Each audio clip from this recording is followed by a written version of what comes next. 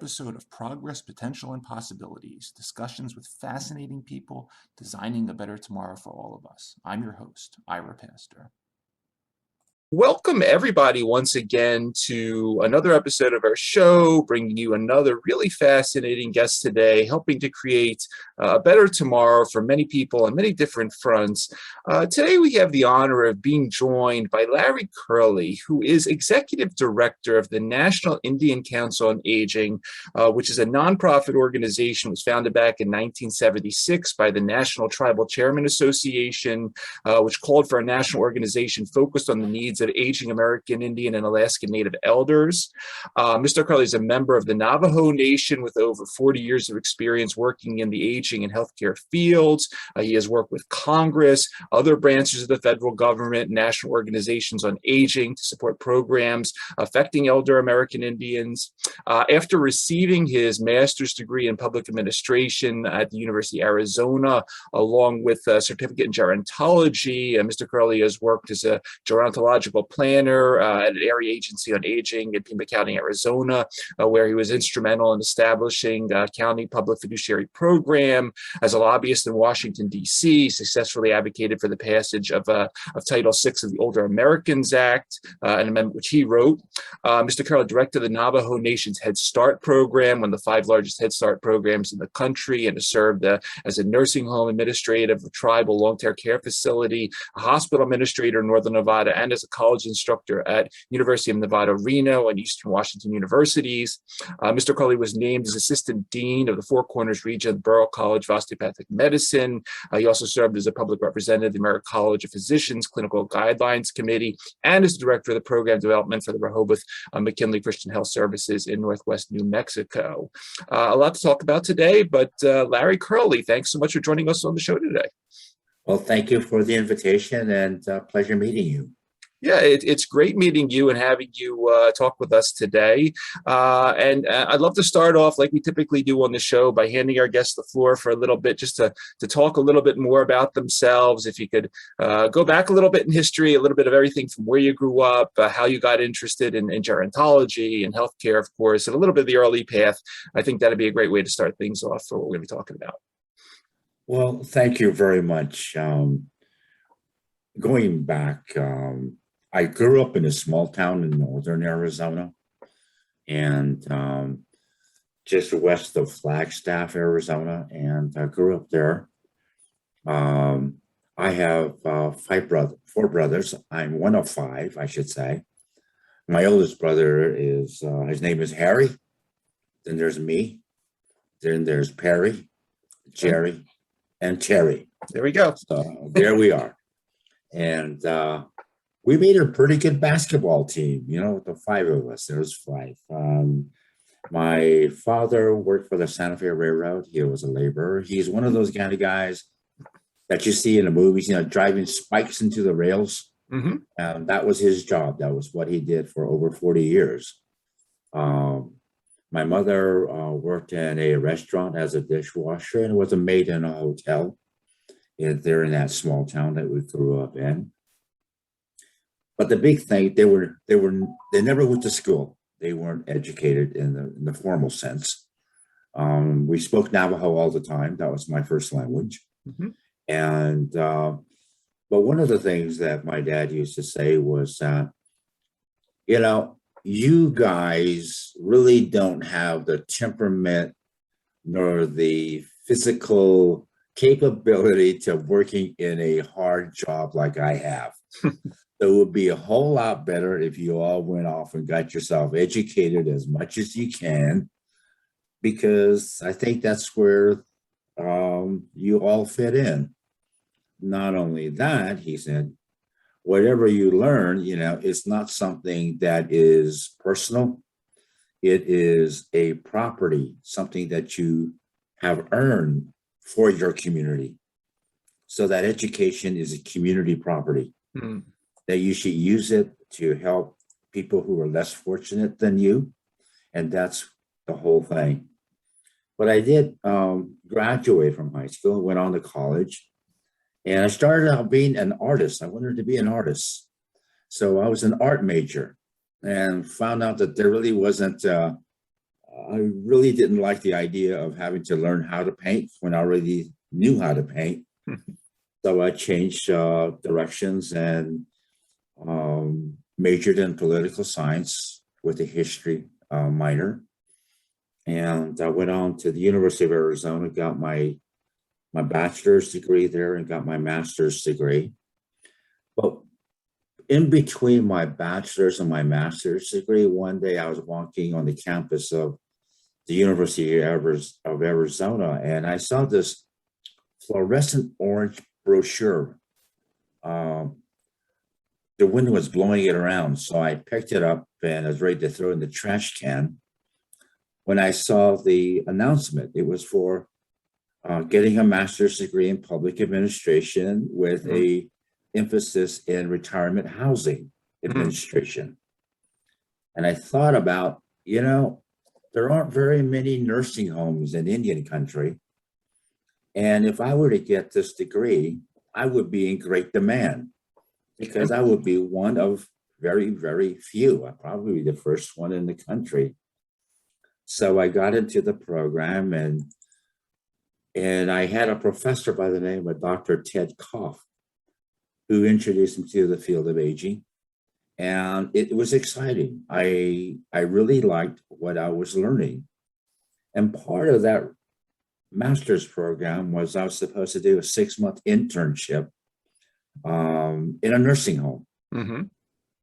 So when I finished up my coursework, I was assigned to a nursing home there in Tucson.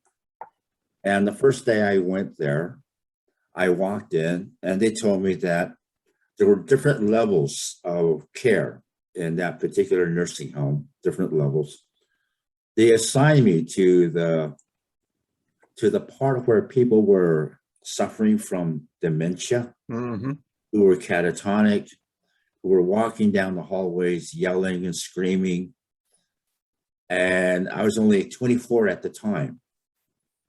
And I looked at this and I thought, I can't be mentally, physically, psychologically, I just wasn't ready for that. So I went back to my advisor and I told Dr. Koff, I can't do this. I don't like where I got assigned. He says, well, this is nursing home administration. That was your requirement. But you might want to check out this one organization.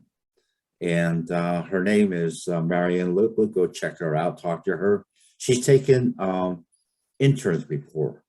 So I went and I talked to her, and she was really reticent about bringing me aboard. Her first comment to me was, I don't like interns. They waste my time. They come in here and for 6 months I teach them everything, and 6 months later they're gone. So I'm not benefiting. I said, well, I think you would benefit from me. So she brought me on, and for 6 months I was there. In that whole process, I learned about the whole field of aging, what an area agency does, the laws that underpin. And that woman was a fantastic mentor. And to this day, I really thank the fact that I studied under her. She taught me everything that she knew. And while I was there, that was when I got involved with tribes, Indian tribes. In my whole life, I had known only tribes in Arizona, like the Wallapais, Supais, Apaches, of course, my tribe, and the Hopis. So that was my world of Indian people. Not much about them because I grew up in this small town, and we were the only Navajo family in that whole community. But she got me working with the tribes there in Pima County and worked with them to try to get services to them, everything else. And that was how I got into the field of aging. And it's been a lifelong passion for me. Working in Indian communities, trying to help Indian communities for over 40 some years, working in the field. So that's a little bit about me. Wonderful. No, I appreciate that background. It's really fascinating. Definitely sense the passion in your voice for it. Maybe not in the early days, but definitely the last couple decades. And Larry, in preparing to talk to you today, I went into the Census Bureau data, sort of looking at some of these numbers. So sort of current population Native Americans in the United States around 6.8 million, somewhere about 574 federally recognized tribes in the U.S., and they span border to border, as far south as Arizona, as far north as Alaska. And there was, I think a couple in Hawaii. Talk a little bit, if you would, introduce us to National Indian Council on Aging, because you have a very broad sort of geographic purview, but talk a little bit about the background to the organization, how you got involved with it, and a little bit of sort of, I know it does quite a lot, but sort of the basics to what it oversees in terms of these 574 different tribal areas. Well, those 574 federally recognized tribes, as you say, are spread across this continent. And when I got involved, as I said, my knowledge when I first went to work for the area agency was very limited just to the Arizona tribes. Mm-hmm.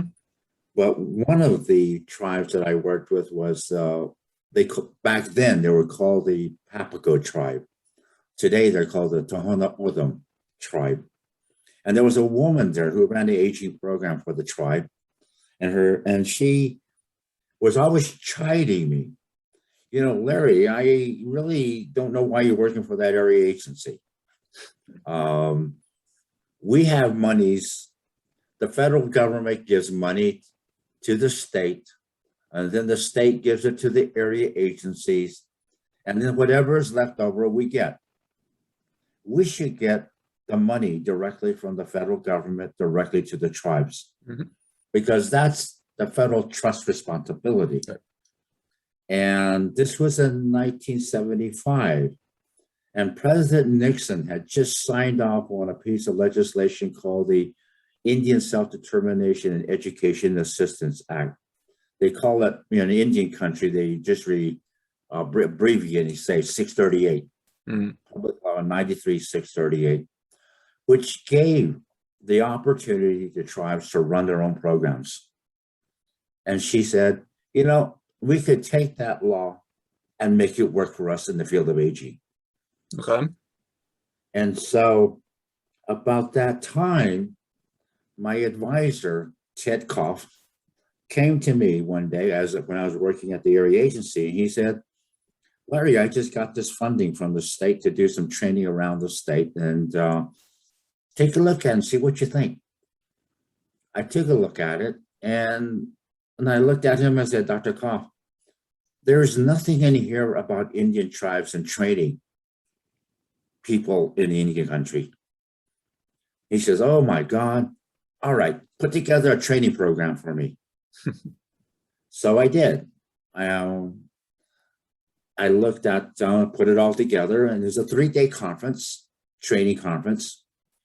And they had a little space there, the master of ceremonies, the facilitator for the conference. Since it was his money, I put his name in there. And he says, no, it has to be an Indian. You are going to be the facilitator.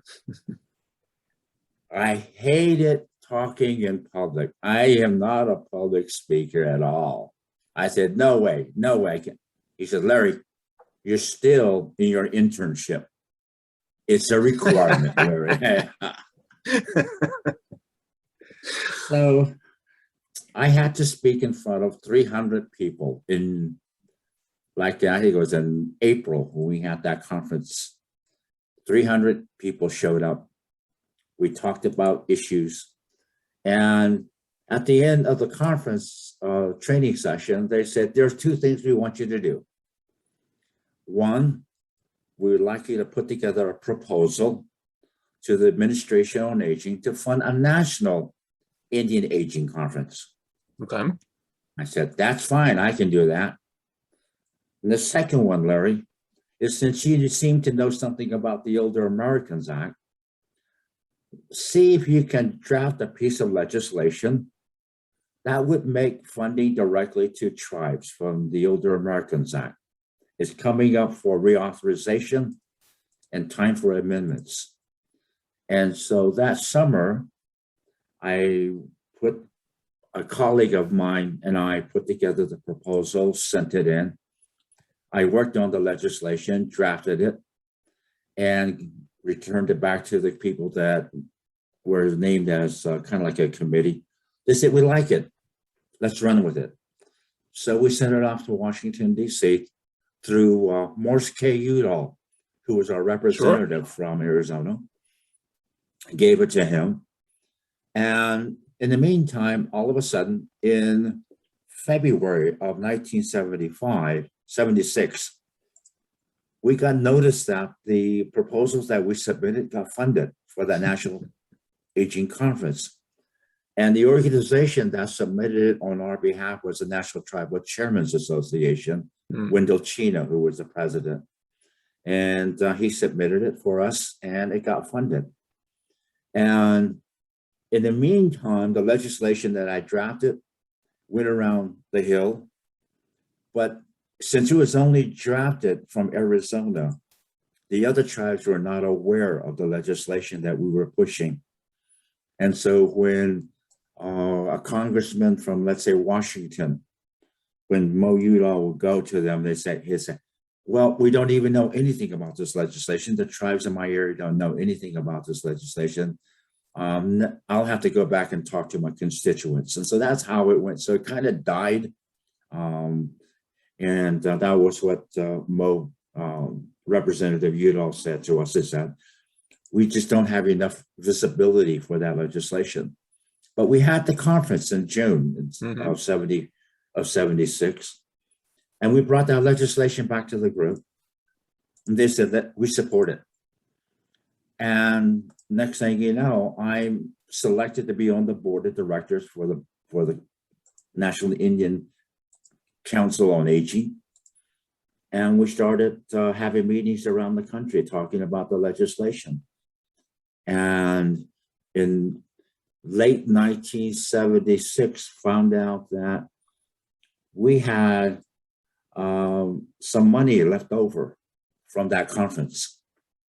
And so we were told, figure out how you want to do it, what you want to use it for. And so that was the decision that the board had to make. Mm-hmm. And the board decided that, we need to have a Washington, D.C. presence. So let's set up a Washington, D.C. office. Mm-hmm.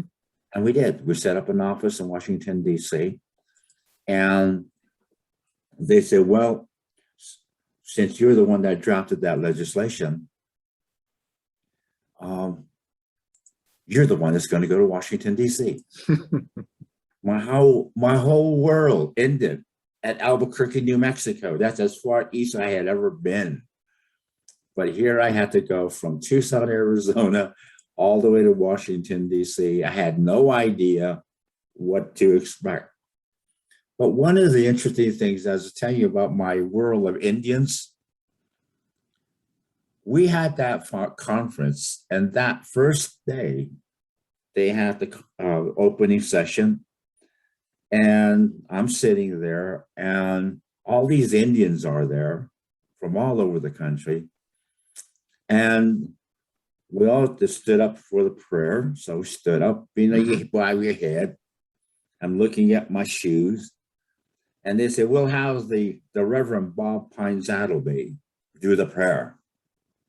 So I'm looking down, and all of a sudden I heard the prayer start. He says, "Now y'all sit down. You don't have to stand here. You can just sit down. I'll give the Lord my prayer." In my whole life, I had never heard an Indian speak like that. I looked up, and sure it was an Indian. He was Kiowa from Oklahoma. Mm. But that was my exposure. But I was in D.C. and I ran around Washington, D.C., pushing the legislation, meeting with different people.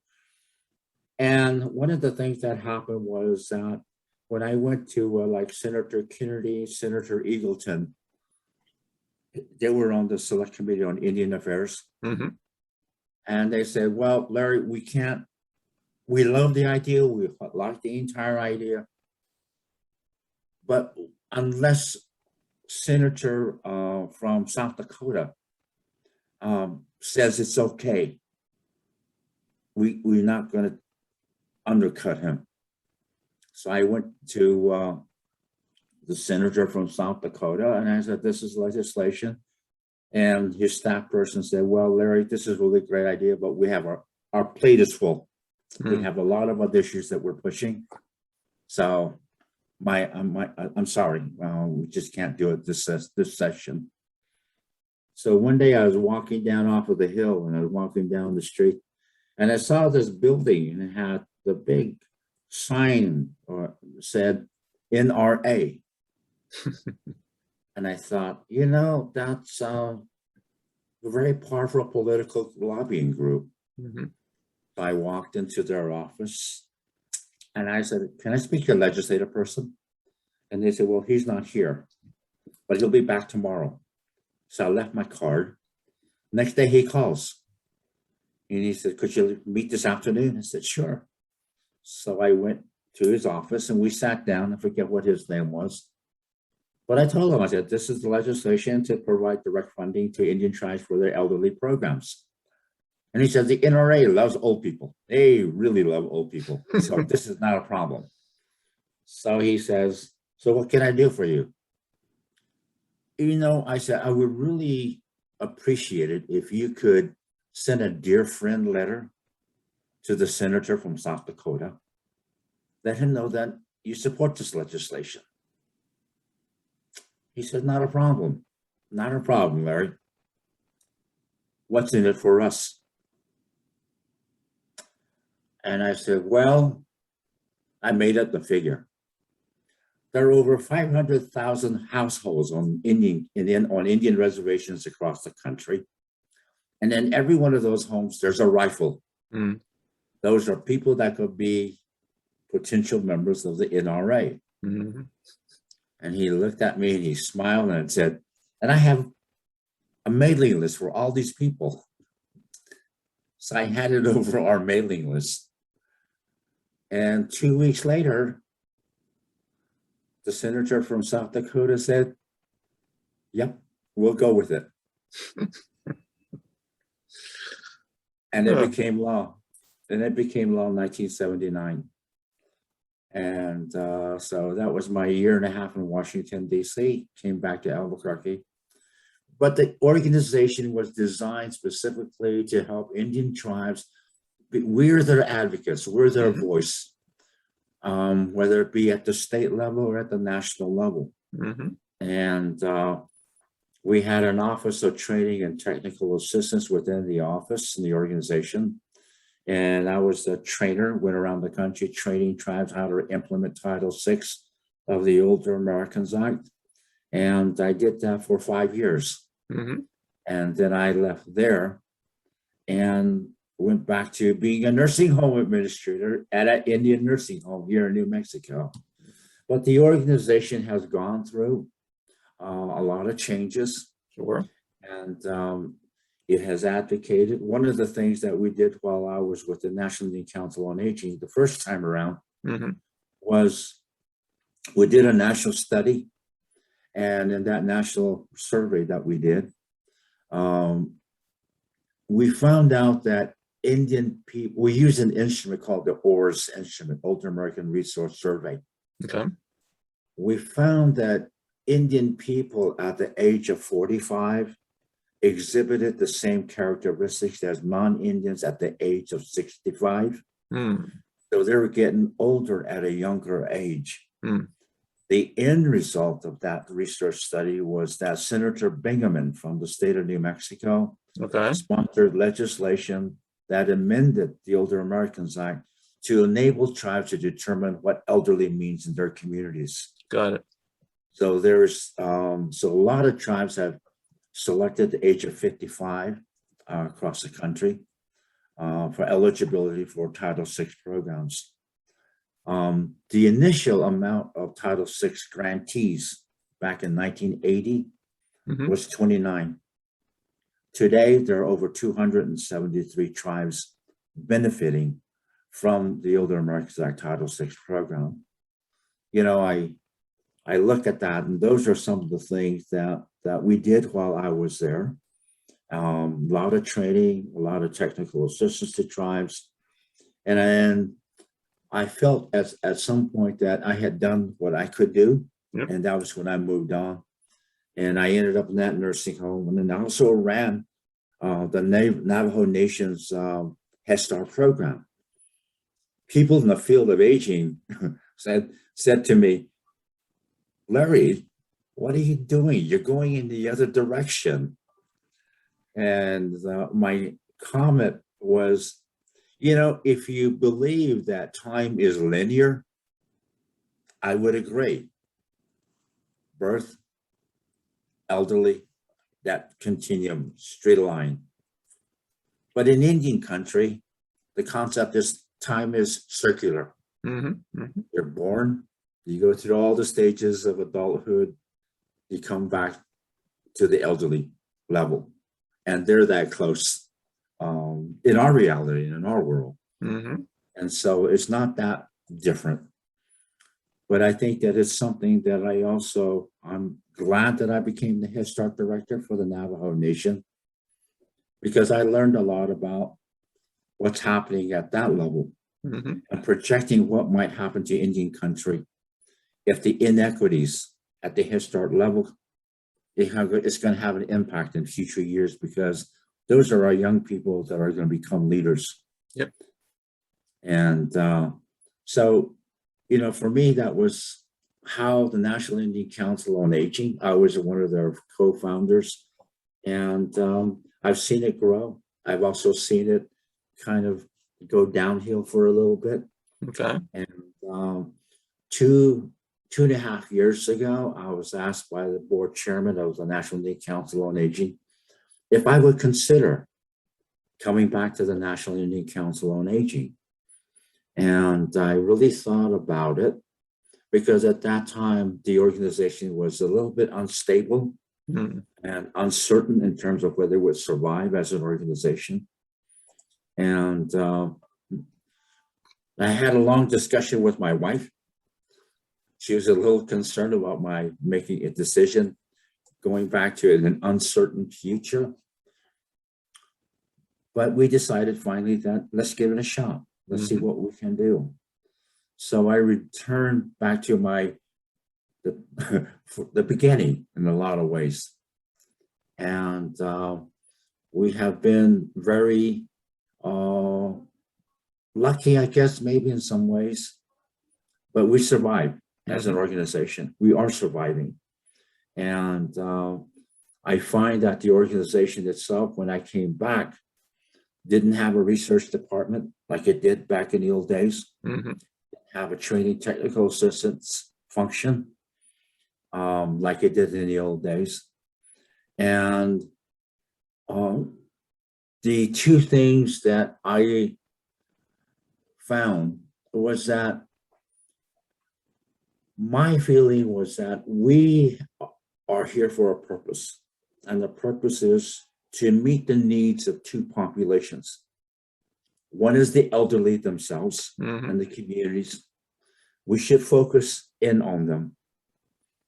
The other is the tribal leadership, because the tribal leadership that I talked with would say to me, Larry, you're asking for assistance and support. Tell me, what have you done? What has NICOA done for us lately? And so the focus of the organization when I came back was to start focusing on our elders, start focusing on tribal leadership, showing them that we are a viable, credible, legitimate organization that has fought and fighting and will continue to fight for our elders. And I think more and more, even back in the days of when I was advocating and lobbying in Washington, D.C. for the elderly programs. Indian tribes, their characteristics is that they are an interdependent, intergenerational society. Mm-hmm. Young people, old people together. Yep. That was what I advocated for. Mm-hmm. That was in 1978. But a lot of the other national aging organizations that I was working with and trying to get their support said, Larry, we can't do that. We have fought too hard for too long to have our own programs. But if you start adding the young people into this, it's going to water down our efforts. And so they said, we can't support the legislation if that's what you're going to do. So I had to back off on that particular proviso. Mm-hmm. Which was really kind of interesting, ironic, I guess, in some sense, because like about 15 years later, all those national aging organizations are now talking about intergenerational programs. Yep. Yep. But in the meantime, in Indian country, we have put our elders in silos. We have put our young people in silos, and never the twain shall meet. Yep. And so in a lot of sense, we have lost a whole generation of young people that could have learned their traditions, their language, their customs from their elders. But we lost those 15 years. And to this day, you'll find in Indian country an elderly program across the street from a Head Start program. They have their own separate programs. They have those separate buses, transportation, when they could have integrated those programs so that we transmit our culture, our traditions, our language to our young people. And so that the bottom line for me, when I say, yeah, we have a mission statement. That mission statement says we're supposed to advocate on behalf of our elders for their economic, physical, and mental well-being. Mm-hmm. That's what we say. But what is the real reason? The real reason is that we're trying to ultimately ensure that tribes continue to exist. Yep. Because our elders, they are our walking encyclopedias in terms of our history, our language. When you lose that, you're not an Indian tribe, maybe in name only, but you don't have. And I use an idea that I talk about sometimes, and that's, it would be really interesting if I were frozen, put into a time capsule, and put away for 2,000 years. And then one day that time capsule gets opened up. They unfreeze me. And this door opens up. And here's this redheaded, blue-eyed woman. She walks in and she says to me,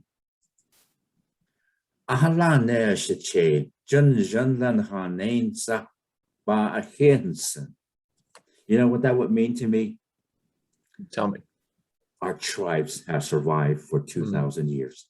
We're still here. That's what NICOA, to me, represents. Larry, as you're talking about, I was going to bring up intergenerationality later on, but I spent some time going through the NICOA material, and I really enjoyed. I was reading the spiritual message from the elders on your website, which for everybody listening or watching, should go take a look at. And there is this one section that, if you don't mind me reading for a minute, we pray that children will honor and respect their elders. That's where wisdom comes from. This respect will not allow for forgotten elders. We are all equal, with each having our own special gifts to contribute. We pray to learn and use the wisdom of all that has come before us to achieve personal success and contribute to those of others. And only when our young ones learn respect for everything can they evolve. And boom, right in this spiritual message on your, it sums up everything that we've been hearing from, as you mentioned. Everyone's excited about intergenerationality nowadays, and you point out, they're right near each other. The children can learn so much from the elders. The elders benefit being around the children. and we're missing, this is something that unfortunately we need to spend more time on. And I just thought it was very elegant that you have, obviously you talked about it, but that you have this important message that pervades that to both sides.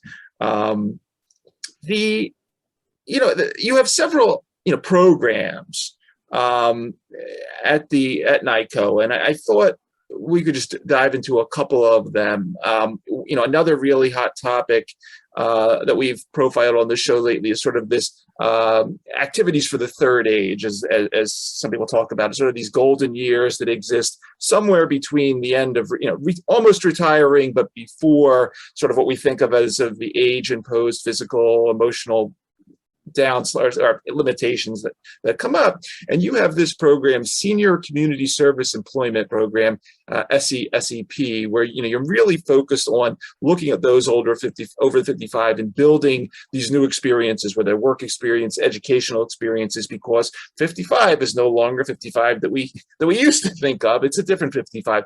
Talk a little bit about SEP, if you would.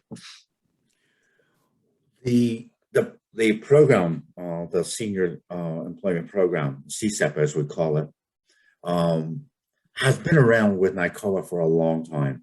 Okay. And within the Department of Labor and within the Older Americans, there's Older Americans Act, there's a section on Senior Employment Program. That particular program used to be within the Administration on Aging. Okay. It got moved over to the Department of Labor. Now the Department of Labor manages the program, runs the program, and we're one of the recipients. And what we try to do is to bring these individuals who apply to the organization to be a participant. We train them. We train them to have different skills. And as you know, now we're in the high technology phase of this country. Yep. Where they're learning how to utilize computers, training them on new jobs.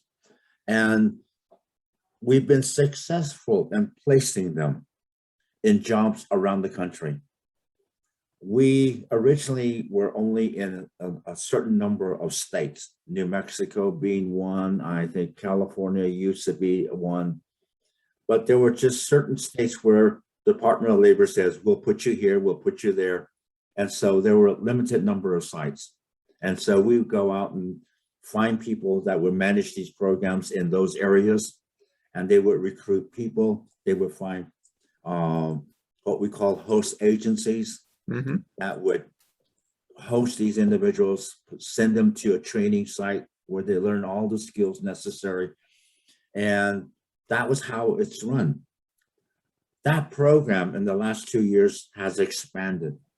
We at one point had about 250 participants that we were training around the country. In the last year, we have expanded. We now have over 500 participants all over the country, North and South Dakota, Wisconsin, Oklahoma, Arizona, New Mexico. So we're expanded out to a region, to the entire country. And we have, as I said, we've been very successful in placing these individuals in jobs. As you say, 55 is kind of like an arbitrary retirement age, but people are now living longer. And what we're finding is that when I first got into the field of aging, the elderly people, they were not as educated back in the 1970s. Now we're coming up with people who went through the Vietnam era. They're more educated. They're willing to learn new skills. And so that's what we're doing. And so the population has also changed in terms of where they used to be. Back when I first started in the field, 70% of Indian people still lived on reservations. Today, it's the other way around. 70% are now off reservation in urban areas. border towns, 30% are still on reservations. And so that demographic shift has happened, and we're looking at urban areas now, like Chicago and those kinds of cities, Dallas, Oklahoma City. That's where we're finding Indian people in those areas rather than back on the reservation. And it's really difficult at the tribal level in most parts of the country to place some of those people in jobs on the reservation because jobs and employment possibilities are very limited.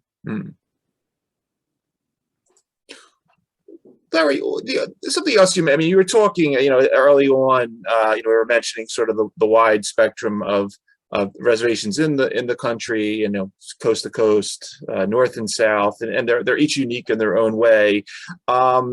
Within that, you also have a program at NICOA called DEC, Diverse Elders Coalition. You had this major grant from the Hartford Foundation, and within this, you're looking at sort of the unique needs within racially and ethnically diverse communities within different American Indian and Alaska Native communities. Talk a little bit about this program, if you would.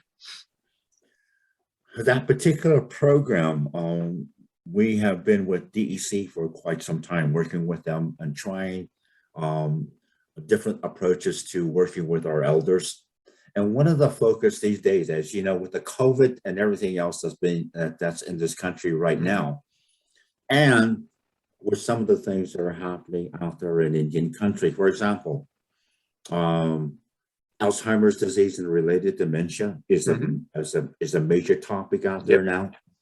And what we're looking at and what we're finding out is that in the non-Indian community, they estimate that in the next few years, 1 in 5 elders will be diagnosed with dementia or Alzheimer's. In Indian country, there was a study that was done out of Washington State that found that 1 out of 3 American Indian elders will be diagnosed within the next few years with Alzheimer's, which means if you have that number of elders that are going to be diagnosed, who is going to be taking care of them?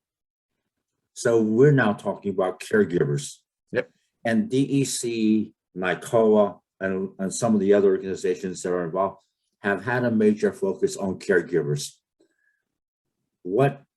So I think there was a study that was done that's 45 million of people, I think, were caregivers now in this country, unpaid caregivers. Well, with dementia, you need specialized training to how do you work with these individuals who have Alzheimer's, and how do you provide the care? And so that's what we're doing now, is that we're now focusing in with DEC to provide training for caregivers and to make sure that they understand.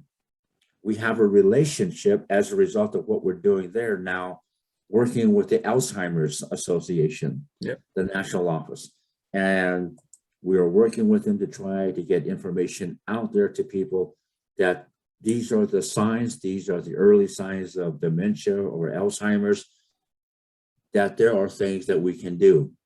There's a group called IA Squared that we're working with as well. And IA Squared is in the field of dementia and Alzheimer's. And we're working with them as well in terms of working together collaboratively. I think the one thing that I do know is this. NICOA is just a small part of the aging network. And there's a large aging network out there. We can't do it by ourselves. No, we can't. We have to work collaboratively. We have to coordinate our resources so that we address this growing problem. And so we have been doing a lot of the collaboration, working with other organizations, national organizations, and the DEC project is doing exactly that. I have a staff person that's working specifically on that project, and her name is Rebecca Al Morgan, and she's Cherokee from North Carolina. And she has been reaching out to providing training, technical assistance And working with the IA squared people, Mm-hmm. they're talking about these are the things that can contribute to your diet, your physical exercise, Mm-hmm. all of that can affect your brain health. And so as a result, DEC has one part of it, NICOA has a part of it, IA squared has a part of it, and the Alzheimer's Association has one part of it. But collaboratively, we have one major focus on caregivers, Yep. because that's going to be a need. And one of the things that we have done with DEC is that we have indicated to Congress now, as they're talking about this $3.5 trillion figure, is that Congress needs to invest in working with these organizations who are part of the DEC, because they represent the gay community, LGBTQ community, Asians, Pacific Asians, and Hispanic community, that we have never received the amount of funding necessary to make an impact. And we are asking that looking at about I think 1% of that funding to come to these organizations for them to address all of these issues that is occurring, not only in our community, but in other communities as well. Mm-hmm. And so what we're looking at, if that does happen, is that NICOA will be receiving $50 million if Congress accepts that. Mm-hmm. But we're advocating at the national level for that, and we'll see what happens. And with your broad experience in Washington and some of the stories you told earlier, obviously, NICOA is your focus. But if you were to take that hat off for a second and you were just Larry Curley is now the executive director, and this organization doesn't exist maybe, but it's just the United States Council on Aging. Are we doing enough as a country? And sort of, what would be your path around Washington and just in aging in general? Because you brought up Alzheimer's. We talk about that on the show all the time, that it's a major wave coming that we got nothing for at this point. And we got there's big numbers headed our way over the coming decades with regard to that one. Are there things that we should be doing, organizations that we don't have in Washington that we should have, related just to this general theme of aging and healthy aging at that, as we talk about sort of this health span concept of we're getting older and, we're hitting more of these issues at a later age, but nonetheless, they're coming fast and furious.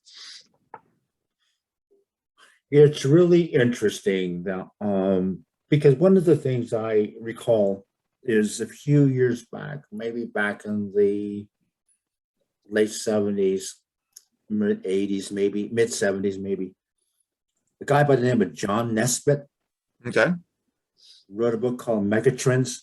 Yep. And in there, he talked about some of the things that he thought would be happening within the next few years. Amazingly, a lot of those things have happened. Mm-hmm. And one of the things that I remember clearly is the things that he talked about was there are things that we're going to be needing in the future. And part of it was high tech, high touch. Okay. It was one theme that he came out with. And what we have done, in my view, is that this country has evolved so much, has moved so far, that when you get on that telephone and you call a particular business, mm-hmm. and a robot answers the phone. If you want something, touch 2. If you want something else, touch 3. By the time you're done, you have never even talked to a real person. Yeah. And it has given you a circular route. It ends up back where you started the call from. We have, in the hospitals that I've worked in, machines do the work. We have lost a lot of that humanity. Yeah. And then once we have lost some of that humanity, how is it that our elders are surviving and thriving in that kind of environment? And in Indian country, I look at, like you're saying, what is it that we need in Washington, D.C.? What is an organization that we're missing? And I think that is that the idea of an organization that that identifies the diversities and the commonalities, so that we have one major organization that addresses that whole issue here. That we need, what we have gone through in the last 4 years has been like purgatory for me. And we're barely climbing back out of it. And yet some of the remnants are still there. You know, when I hear people talking, let's take back our country, they say. And I sit here and I think, you know, that might be what you believe, but that was our country. It was our country. We should be the ones saying, take back our country. With all the values. You just read that spiritual message. That message is what this country needs to listen to and adopt. Because we were here first. And they just found here in New Mexico, for example, footprints in a dried up old lake bed that puts Native people here far, far back in the future, in the past than they originally thought. Much further back. And so I sit back and I think all of the stuff that's happening and what we have gone through in the last 4 years is going to be something that I feel we're going to be dealing with for the next generation or so, the effects of it. And that concerns me. And to me, when we talk about the field of aging, it's going to have an impact. You know, I'm at that age now, I am eligible for all the services I used to advocate for when I was 25 years old. And, you know, it passed by really quick from 25 to now. And I think a lot of our younger people need to understand that you're not going to be young forever. And that we all get to where I am now. And if my life was a clock, I was born at 6 o'clock in the morning, and I'm looking at my time and I'm going, oh, it's 4:30 in the afternoon. Sun's going to go down at 6 o'clock. So my job, to me, is that I need to begin, and we need to begin, to be able to find young people out there that we can pass the torch on to, who have the same drive, the same commitment, the same passion to the field, to make our lives for our elders even better than we had it. You know, I'm thankful, you know, that I've made it this far. My mom died at the age of 49. My father passed away at the age of 63. You know, and I've outlived them. And that's a blessing. And whatever time I have, you know, I don't want to blow it, because I think there's still a lot more significant years for me to continue to do what I'm doing. And in my world, there's no such thing as retirement. There is no retirement, because I'm going to keep on going until that time.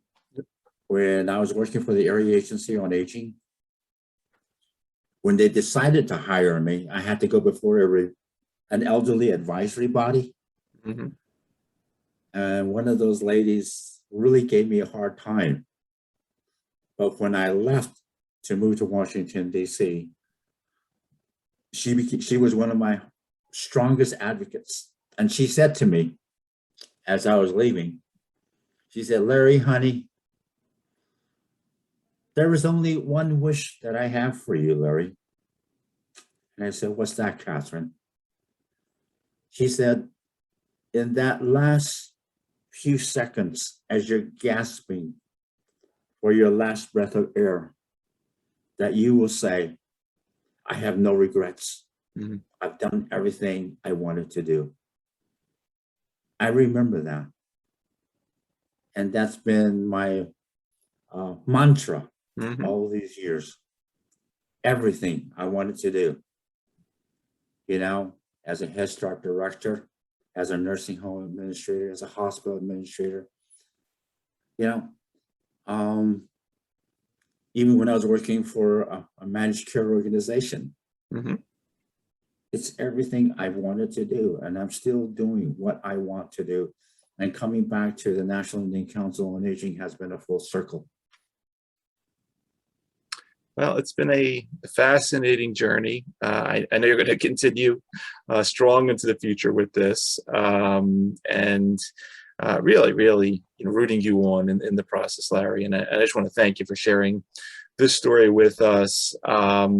For everybody that's going to be listening to this particular episode on our podcast or watching on the YouTube channel, you've been listening to Larry Curley, Executive Director, National Indian Council on Aging, or NICOA. Larry, thanks so much for taking the time out of your schedule to come talk to us. Thank you for everything you're doing and will continue to do. And as we like to say on our show, thanks for helping to make a better tomorrow for many people. A very inspiring story. Thank you, Ira. And it's been a pleasure talking with you as well.